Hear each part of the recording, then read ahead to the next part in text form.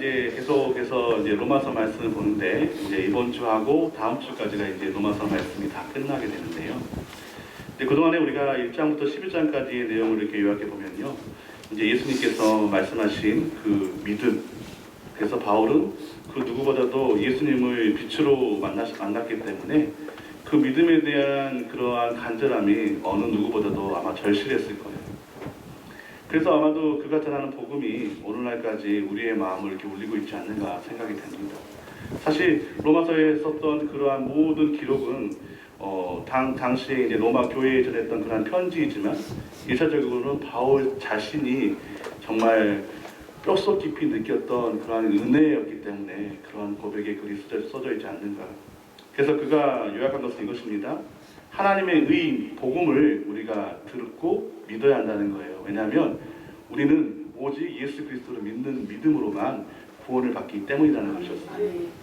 이제 12장부터는요, 특히 오늘 본문에서는요, 이제 그렇게 구원의 은혜를 받은 성도들이 이제 어떻게 세상 생활 속에서, 일상생활 속에서 어떻게 살아가야 되는지 이제 실천적인 면들을 우리에게 말씀해 줍니다. 그래서 특별히 오늘 본문 우리가 읽었던 1, 2절은요, 12장 1, 2절은 이제 기독교인들의 생활 원리의 대원칙을 우리에게 말해주고 있는 거예요. 그러니까 우리가 삶 속에서 살아갈 때에 반드시 이러한 생활의 원리가, 원칙이 우리 가운데 지켜지고 있는지 아닌지에 따라서 우리의 믿음이 잘 되고 있는지 아닌지를 알 수 있는 어떠한 기준점이 된다는 겁니다.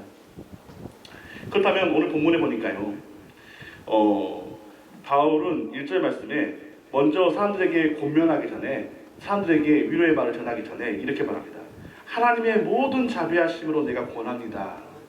예수님께서 말씀을 전할 때에 이렇게 말씀하시죠. 내가 진실로 너에게 이른다는 거예요. 그러니까 이런 거예요. 예수님께서도요, 항상 예수님께서 죄를 짓고 오는 그러한 죄인들을 향해서 항상 하시는 말씀은 나도 너희를 정죄하지 않는다는 거였어요. 그러나 내가 진실로 너희에게 말하는 것은 뭐냐면 다시는 죄 짓지 마라. 다시는 세상으로 가지 마라. 다시는 물들지 말라는 거예요. 죄. 그래서 바울도 지금 그러한 예수님의 마음으로 우리에게, 로마 교회에게, 우리에게 이렇게 하나님의 말씀을 권한다는 거예요. 그래서 모든 자비하심으로. 그런데 이 원래 원어의 의미는요, 모태라는 의미를 가지고 있어요. 모태가 오니까 어머니 뱃속 아닙니까? 아이는 어머니 뱃속이 가장 안전하죠. 특히 아직 태어날 때가 안 되는 그 미숙아적인 그런 아이는 어머니 뱃속이 절대적으로 안전한 거예요. 그러나 어머니는 그 아이를 얼마나 정성스럽게 품고 또 기도하고 얼마나 아낍니까? 심지어는 자기 목숨을 버리더라도 그 아이를 지키려는 그러한 마음이 어머니의 마음 아니겠어요? 하나님의 마음도 이와 같다는 거예요. 아멘. 그래서 그 모태에서 유래된 말이 긍휼, 자비라고 얘기하는 거예요. 그러니까 하나님께서 우리를 죽어가는 우리를 보면서 너무 불쌍히 여기시는 것이죠. 우리가 상관이 없는 아이들이 길거리에 넘어져 있어요. 살다 보면은 사람들이 그 아이를 보면서 그냥 무시고 지나가는 사람도 많이 있겠지만 또한 우리가 무시고 지나가는 중에도 이상하게 그 아이를 보면서 긍휼히 여기는 그런 마음이 들잖아요. 근데 하나님은 어느 누구나 그렇게 죽어가는 사람들이 있으면 그 사람들을 보면서 그냥 지나치지 못하고 시근히 여기고 불쌍히 여기는 마음. 그게 바로 하나님의 긍휼의 마음이라는 거예요. 근데 그 긍휼의 시작은 절대적인 사랑에 의해서 시작되는 거예요. 아멘. 우리를 사랑하지 않으면 이러한 마음이 있을 수 없는 거죠. 그래서 바울은 이렇게 말합니다. 그 하나님의 사랑의 긍휼의 마음으로 내가 하나님의 말씀을 빗대어서, 율법을 빗대어서 여러분들을 가르치거나 그렇게 훈계하려고 하는 것이 아니라 하나님의 그 사랑으로, 마음으로 2차적으로는 나에게 하는 말씀이지만 여러분과 함께 나누고 싶다는 그러한 자신의 마음을 표하는 거예요. 여러분, 우리가 복음을 전할 때에 이러한 마음을 가져야 돼요. 내가 아무리 먼저 믿었다고 해서도요, 내가 아무리 성경의 지식이 많다고 해서도요, 그리스도의 사랑, 하나님의 마음이 없는 복음은 가짜예요. 반드시 하나님의 복음이 우리 가운데 그대로 역사하려면 그 말씀 안에 반드시 있어야 될 것이 뭡니까? 하나님의 성령, 하나님의 마음이 우리 가운데 있어야 됩니다. 이 시간 다시 한번 이렇게 앞뒤서랑 선포합시다. 그리스도의 사랑을 전합시다. 그리스도의 사랑을 전합시다. 그리스도의 사랑을 전합시다. 그리스도의 사랑을 전합시다. 오늘 바울이 지금 우리가 이렇게 선포했던 것처럼 이제 권하는 내용이 무엇인지 살펴보면요, 그 뒤에 말씀이 이렇게 말하죠. 너희 몸을 하나님께서 기뻐하시는 거룩한 산 제물로 드려라. 아멘. 이것이 우리가 드릴 영적 예배다는 거예요. 아멘. 그러니까 바울이 권한 것은 뭐냐면, 이 영적인 예배를, 신령과 진정으로 드리는 그 예배를 드릴 때가 오나니 곧 이때라는 그 주님의 말씀과 일치하는 거예요. 우리는 반드시 이 신령한 예배 가운데 나아가야 되며, 그 예배 가운데 우리가 그 중심에 있어야 한다는 것이죠. 그렇다 그러면 그 신령한 예배, 영적인 예배는 무엇이냐? 사람들은 말해요. 영적인 예배 하면은 막 뭔가 뭐 신비한 것들이 막 일어나야 되고, 뭐 샤머니적인 것들이 막 일어나야 되고, 사람들이 영적인 예배를 그렇게 보는데, 물론 복음의 역사가 그러한 역사 분명히 있지만요, 이것은 극히 복음을 제한적으로 보는 거예요. 하나님은 복음은요 넓어요. 보편적이고 확실하고 신실해요. 인간의 생각과 인간의 눈으로 제한할 수 없을 만큼 풍요롭다는 거예요. 그래서 이러한 의미의 영적 제사가 아니라 정말로 우리의 마음과 정성과 뜻을 다하는 그러한 예배를 주님께서 기뻐하신다는 거예요. 아멘. 특별히 우리가 여기서 드리다라는 단어에 우리가 주목해 봐야 되는데, 그 드리다 단어는 제의적인 용어예요. 구약시대 때 제사를 지냈죠. 제사를 지내려면 반드시 제물이 있어야 돼요. 근데 그 제물은요 왜 필요하냐면, 우리 죄를 대신해서 그 제물이 죽어야 되기 때문에. 그러면 이 제물은 반드시 죽어야 돼요. 죽어야 상달이 되는 거예요. 아멘. 그런데 오늘 바울이 뭐라고 얘기합니까?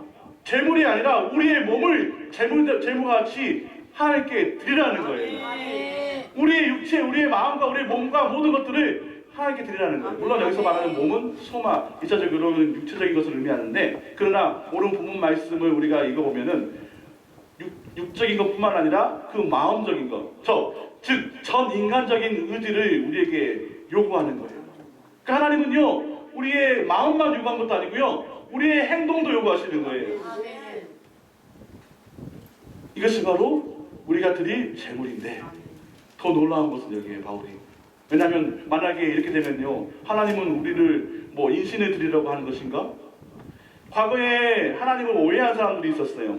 왜냐하면 여호와 일의 사건 때문에 그럴 수 있다고 저는 추정을 해봐요. 왜냐하면 아브라함이 자신의 아들 이삭을 정말로 산 제물로 바치려 했거든요. 그게 그의 믿음이었어요. 그러나 하나님은 그의 믿음을 확인하시고 이삭을 받지 않으시고 하나님께서 예비하신 어린 양을 통해서 하나님의 영광을 받으셨거든요. 아멘. 레이 말씀에 이것을 오해할까봐 하나님은 인신제사를 경멸하시고 혐오하셔요. 성경 말씀을 모르고 문자적으로 이해한 사람들은 하나님이 아브라함처럼 우리의 자식들도 바쳐라 하나 보다 하면서 그렇게 잘못된 말씀을 하시는 분이 아니라는 거예요. 이것을 하려면 그러면 우리가 분명하게 영적인 분별력이 필요하다는 것입니다. 그래서 바울은 그러한 오해를 불식시키기 위해서 그 앞에다가, 제물 앞에다가 뭘 붙여요? 산 제물을 드려라. 제물은 되되 우리가 죽지 않는 거예요. 영원히 사는 것이죠. 그렇다면 왜 이것이 이루어졌을까요? 그것은 예수 그리스도의 십자가의 희생 때문에 그래요. 예수님께서 우리 죄를 대신 짊어서 하나님의 어린 양이 되셨어요. 그래서 그러한 모든 죄들을 이제 예수님께서 짊어지시고 이 땅 가운데 살아가는 우리 모든 사람들이 예수님께, 하나님께 직접 회개할 수 있는 길이 열렸다는 거예요. 더 이상 희생 제물이 필요가 없어요. 왜냐하면 하나님께서, 예수님께서 완전한 희생 제물이 되셨기 때문에. 그러나 우리가 반드시 필요한 것이 있어요. 우리가 온전히 드려야 됩니다. 아멘. 우리가 예수님께서 희생제물 돼버렸다고 해서 사람들이 그 예배를 소홀히 하거나 이제 뭐 쉽게 구원받을 수 있는 거 아니야? 이렇게 하라는 얘기가 아니죠.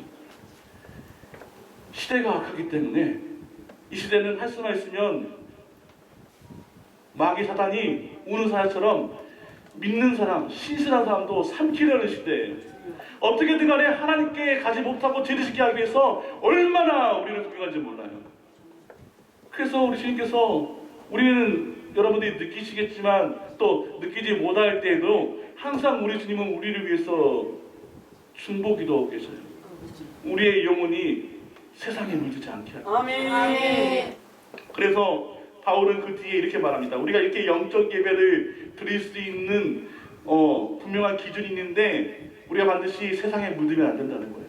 아멘. 세상과 구별돼야 된다는 것이죠. 아멘. 그래서 우리가 변화가 돼야 되는 거예요. 전인격적으로. 주의 성령으로 말미암아 우리가 변화가 일어나야 돼요. 아멘. 이렇게 변화가 일어난 사람들은요 예수님의 마음을 품게 돼요. 그래서 이제는 이렇게 되는 것이죠. 하나님께서 기뻐하시는지 또 온전한 하나님 뜻이 무엇인지 그 거룩한 뜻이 무엇인지를 늘 분별하는 그러한 가치관의 변화가 일어나는 거예요. 아멘. 만약에 지금 우리가 이러한 변화가 일어나면 우리는 복 있는 사람이에요. 아멘. 근데 바울이 이제 여기에서 그치면 조금 우리가 덜 이해될까봐 또 구체적으로 얘기해줘요. 그렇다 그러면 세상과 구별할 수 있는 방법이 뭐냐? 우리의 마음속에 있는 생각 이상의 생각을 품지 말라는 거예요. 그것은 교만이죠. 어떠한 거냐면요. 내가 다른 사람보다 내가 좀 낫겠지. 우리 교인들이 항상 빠질 수 있는 그러한 잘못들이 뭐냐면요. 내가 저 사람보다는 믿음이 좋아. 내가 보니까는 내 아내보다는 내가 좀 믿음이 낫겠지. 내가 목사니까 그래도 성도들보다는 믿음이 좋지 않겠어? 이러한 평가가 교만이 된다는 거예요. 그래서 이게 바울은 예수님의 비유를 있어서 이제 몸의 공동체를 주의 공동체를 몸에 비유해요. 우리의 몸에는요 여러 지체가 있죠. 팔도 있고요, 다리도 있고요, 귀도 있고요, 코도 있고, 입도 있고, 눈도 있고 그래요. 그런데 이 지체들은요 한 몸이지만 각각 다른 역할을 하잖아요. 눈은 보는 역할을 하죠.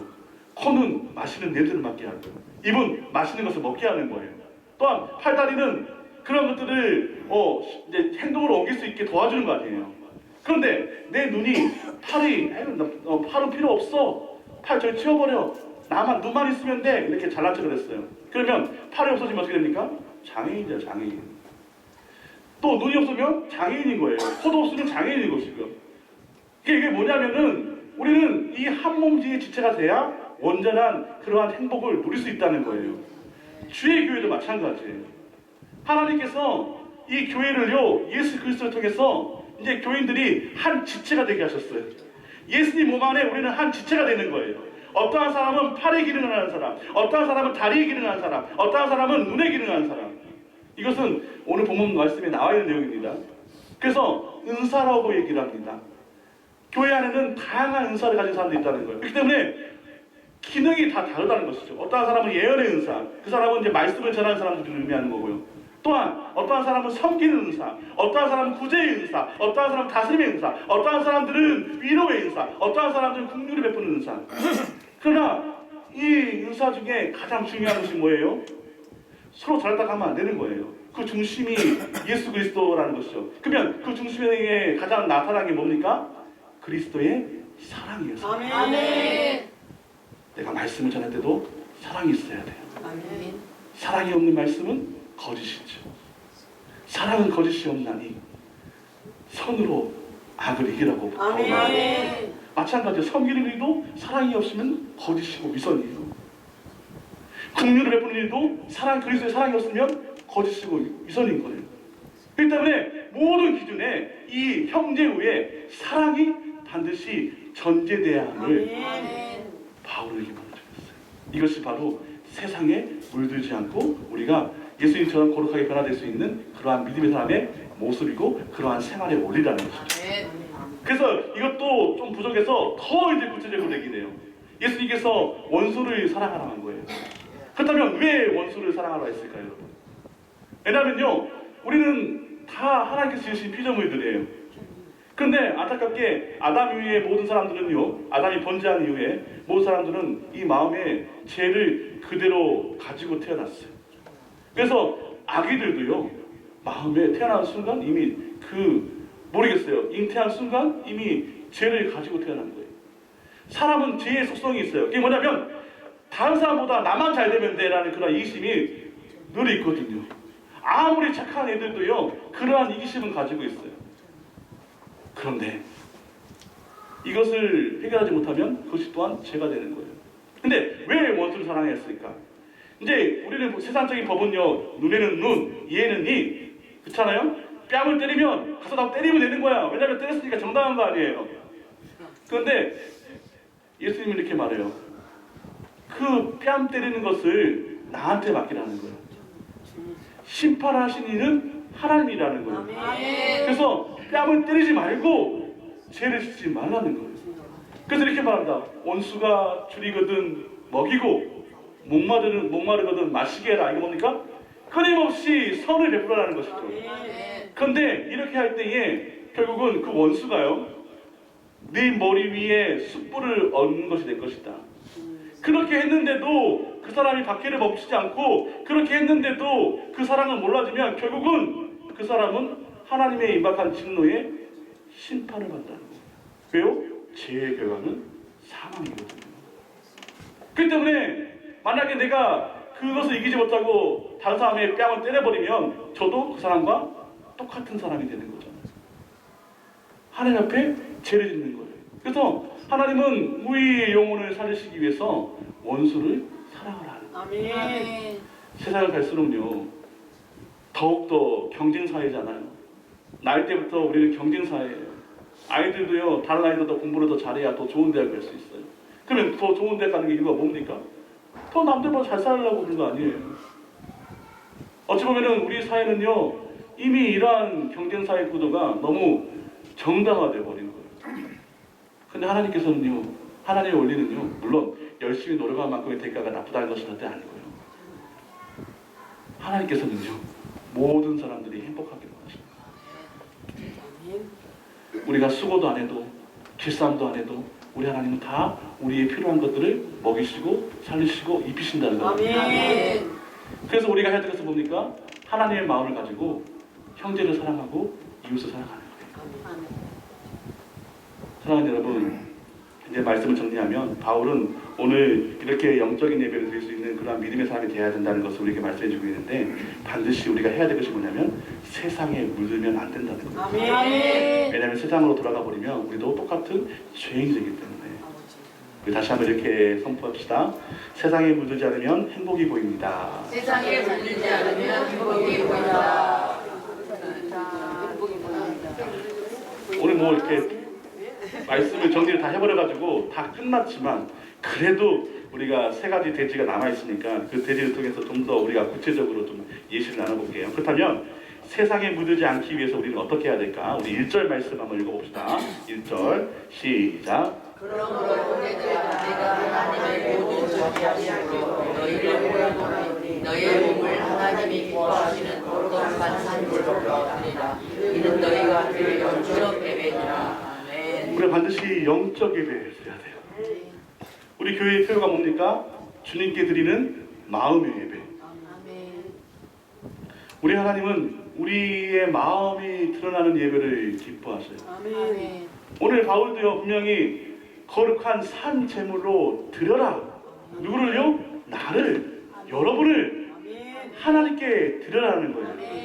그래서 아버지 우리가 드리는 이 예배는요, 여러분 우리가 지금 눈으로 보지 못할 뿐이지 천사도 흥분할 만한 그런 예배가 그 임재가 우리 가운데 있어요. 아멘. 만약에 이것을 우리가 볼 수 있다면은 우리가 정말로 하나님 앞에 정말 경외 외에는 정말로 표현할 것이 없을 거예요.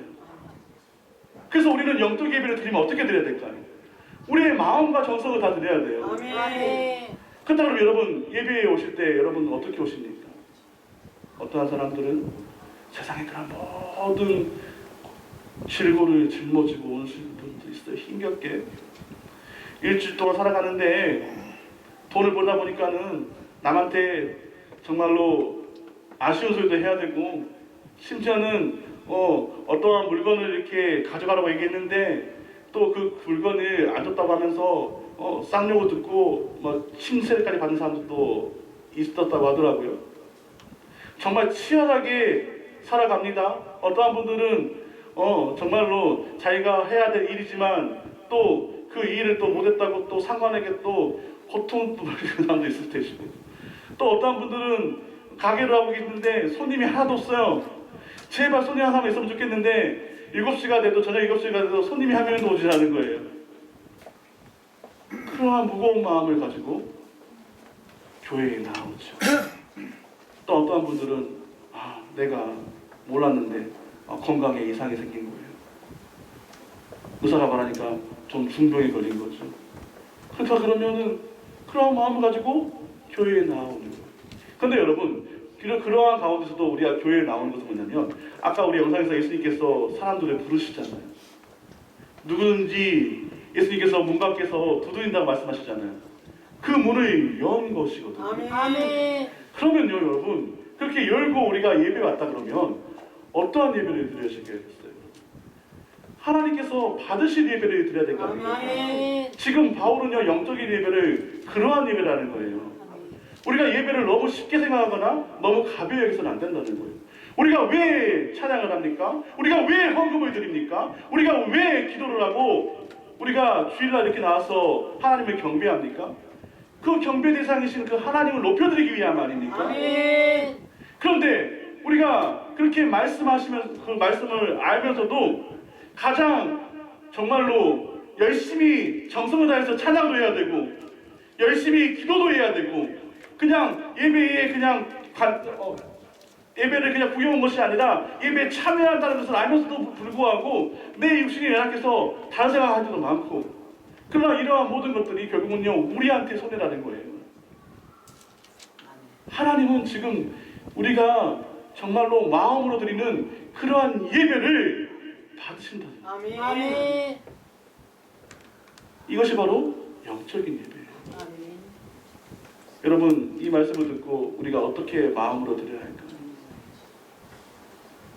우리가 어떠한 마음으로 이 거룩한 선대에 나와서 예배해야 할까요? 이미 하나님께서는 말씀을 통해서 저와 여러분들의 영혼 속에 이미 말씀하셨습니다. 아멘. 하나님의 말씀에 순종하셔야 됩니다. 아멘. 하나님의 말씀을 따라가셔야 돼요. 아멘. 그리고 우리가 드릴 수 있는 최고의 가치로 주님 앞에 예배하셔야 돼요. 아멘. 하나님은 사람의 중심을 보셔요. 아멘. 그래서 우리가 이 시간 정말로 하나님께서 정말 나의 예배를 기뻐하실까, 기뻐하지 않으실까라는 그러한 경외의 심령으로 이 시간 우리가 나아가면 우리는 영적인 예배를 드리고 있는 거예요. 아멘. 오늘 성경 말씀은 이러한 사람들이 세상에 물들지 않는 복 있는 사람입니다. 아멘. 일단 두 번째, 우리 세상에 물들지 않기 위해서 우리 어떻게 해야 될까? 우리 2절 말씀을 한번 읽어봅시다. 시작. 너희는 세대를 본받지 말고 오직 마음을 새롭게 하고 변화를 받아 하나님의 선하시고 기뻐하시고 온전하신 뜻이 무엇인지 분별하도록 하라. 아멘. 무엇보다도 마음의 변화가 일어나야 돼요. 성령의 사람은요 마음의 변화가 일어나요. 아멘. 예수님께서 십자가에 못 박혀 돌아가셨을 때에 아마 우리가 만약에 그 현장에 있었다 그러면 우리도 아무것도 모르고 그 수많은 무리 중에 나와서 그 예수라는 사람이 죽어가는 것을 보고 막 혐오하고 비웃고 그랬는지도 몰라요.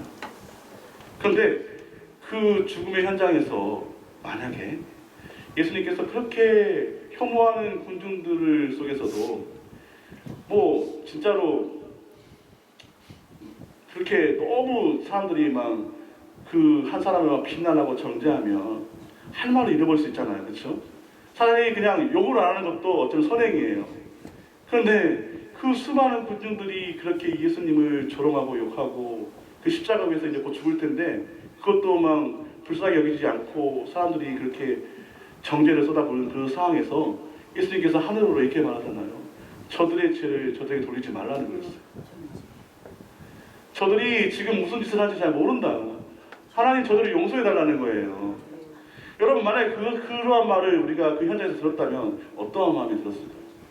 실질적으로 그 로마의 백부장 한 사람이요 그 말을 듣고 예수님을 영접하게 돼요.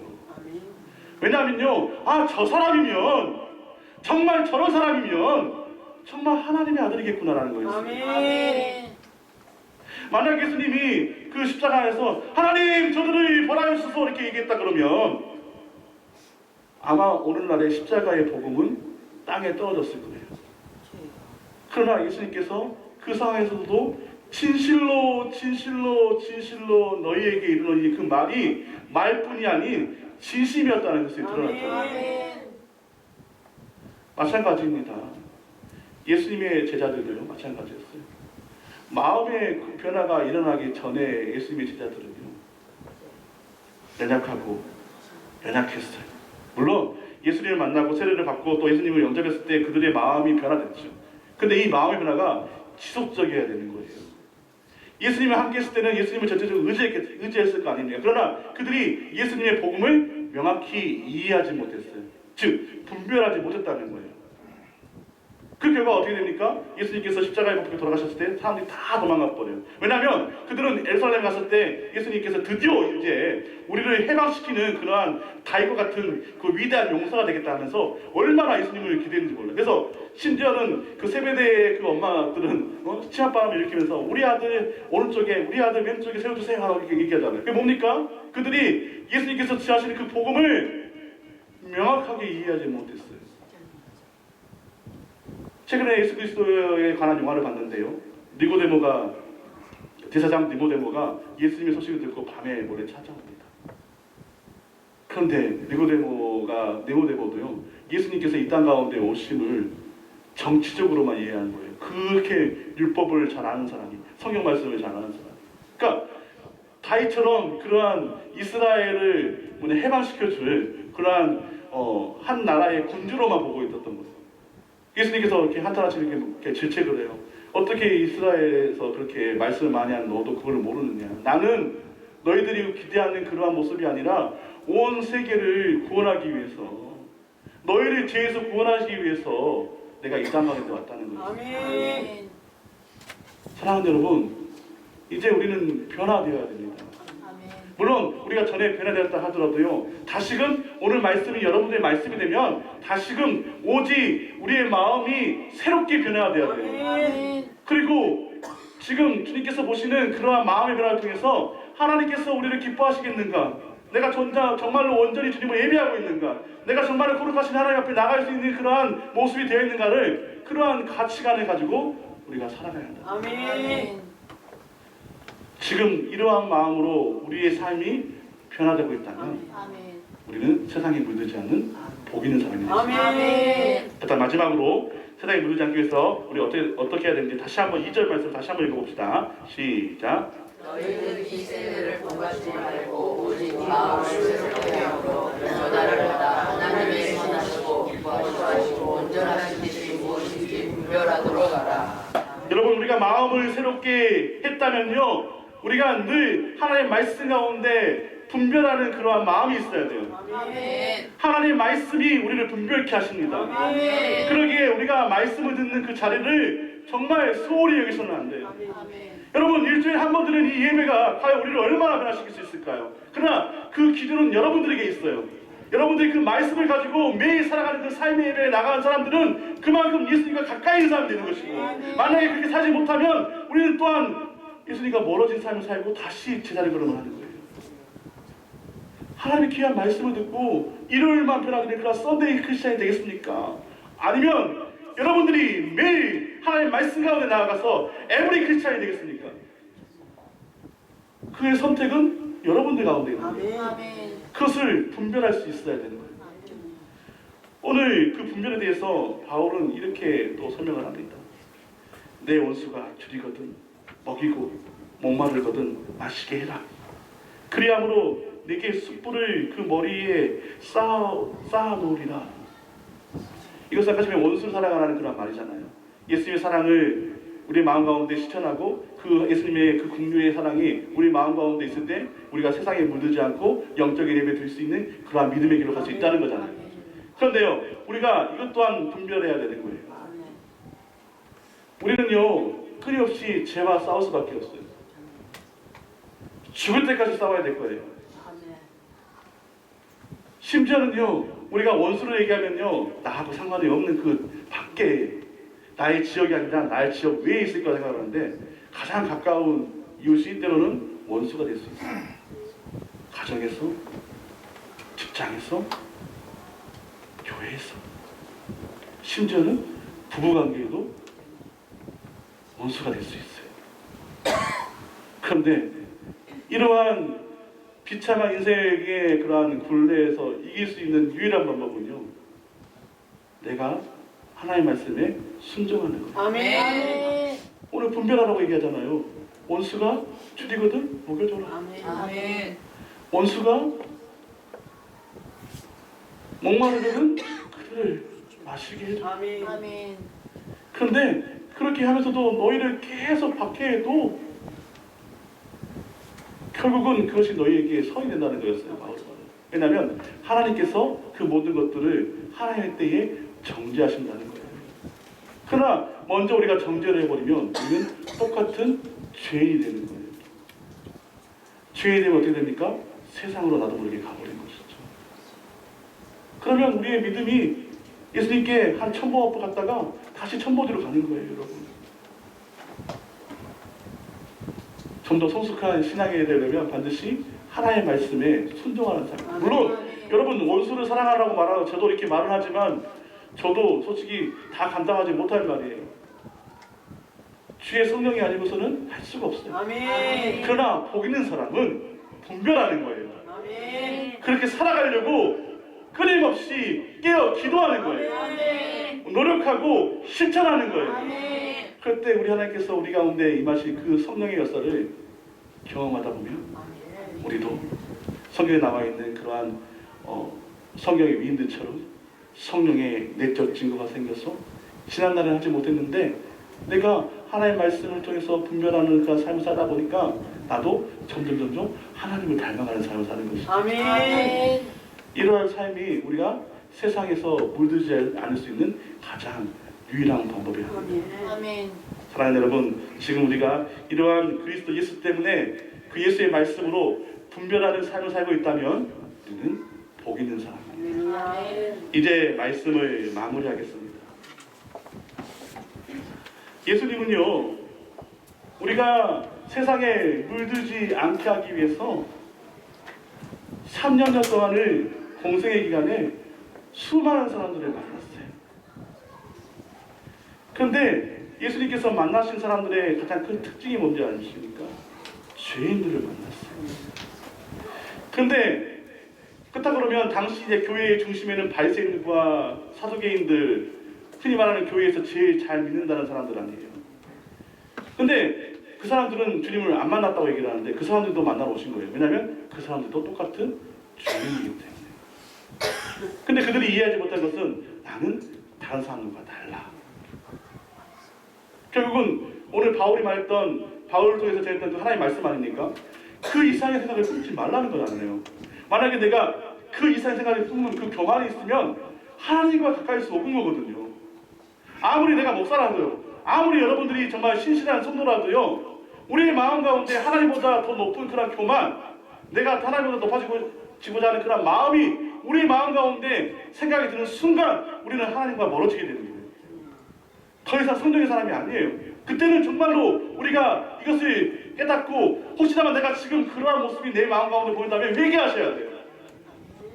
회개하시면 반드시 주님께서 우리의 마음을 새롭게 하실 거예요. 아멘. 그리고 분별케 하실 거예요. 아멘. 그리고 예전처럼 아니면 변화를 받아서 정말로 거룩한 산 제물의 예배를 드릴 수 있는 그러한 기쁨을 우리에게 주실 거예요. 아멘. 특별히 사랑하는 우리 교회가 이 사순절 기간에 또한 영원산 대행진 기간에 이 예수 그리스도의 복음을 전했으면 좋겠어요. 이 기간이 아니어도 우리가 전할 때 그것은 오직 그 구원의 기쁨이에요. 아멘. 여러분들이 전하는 그 소식 하나가, 그 복음 하나가, 그 노력의 열매가 결국은 하나님 나라를 더욱 풍성케 하는. 아멘. 근데 어쩌면 우리가 세상에 물들지 않고 주님께로 더 가까이 나아가게 하는 영적인 예배의 지름길이 아닌가. 복음을 사모하고 복음을 기뻐하는 사람들이 이 시대의 참된 그리스도인입니다. 아멘. 우리가 항상 이러한 마음을 마음속에 새기고 세상에 물들지 않고 예수 복음 앞에 나아가는 저와 여러분 되시기를 주님의 이름으로 간절히 축원합니다.